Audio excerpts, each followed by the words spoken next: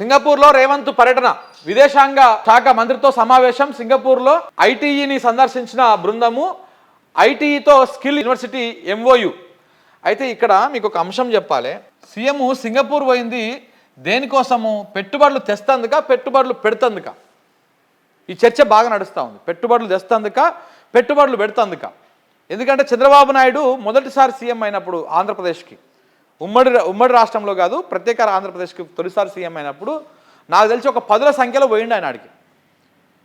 ఆయన పోయినప్పుడల్లా ఈ కంపెనీ వస్తుంది, ఆ కంపెనీ వస్తుందని చెప్తుంటారు. కానీ వీళ్ళు ఇక్కడ రాష్ట్రంలో దోసుకొని తిన్నటువంటి సంపద మొత్తము, ప్రజాధనాన్ని అక్రమంగా సంపాదించుకున్న సొమ్ము మొత్తం తీసుకుపోయి సింగపూర్లో, దుబాయ్లో పెట్టుబడులు పెట్టొస్తారనేది రాజకీయంగా వీళ్ళ మీద ఉన్నటువంటి ఆరోపణ. మరి దాంట్లో భాగంగానే ఇది రెండోసారి పోవడం రేవంత్ రెడ్డి విదేశాల పర్యటనలకి. ఎవడైనా కంపెనీ పెట్టుబడులు ఏమంటే ఐటీ మంత్రి పోతూ ఉంటాడు, ఇట్లాంటి వాళ్ళు పోతూ ఉంటారు. ముఖ్యమంత్రి పదే పదే ఓడు. కానీ చంద్రబాబు లైన్లో, చంద్రబాబు తరహాలో, చంద్రబాబు ఎట్లయితే పోయి సింగపూర్లో, దావోస్లో ఈ పెట్టుబడి, ఆ పెట్టుబడి అని చెప్పేసి ప్రచారం చేసుకోవడం కోసం పోతాడో, మళ్ళీ అవి వచ్చేది లేదు, కట్టేది లేదు. ఇక్కడ తెలంగాణ, ఆడ ఏపీ ప్రజలు బాగుపడేది లేదు, ఇటు తెలంగాణ ప్రజలు రేవంత్ రెడ్డి తెచ్చేటువంటి పెట్టుబడుల వల్ల బాగుపడేది లేదు. కానీ వీళ్ళు మాత్రం ప్రచారం చేసుకుంటారు.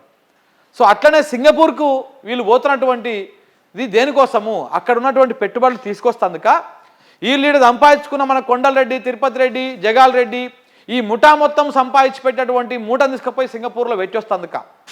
ఎందుకు అనేది క్లారిటీ ఇవ్వాల్సినటువంటి అవసరం ఉన్నది రాష్ట్ర ప్రభుత్వం మీద, కాంగ్రెస్ పార్టీ మీద.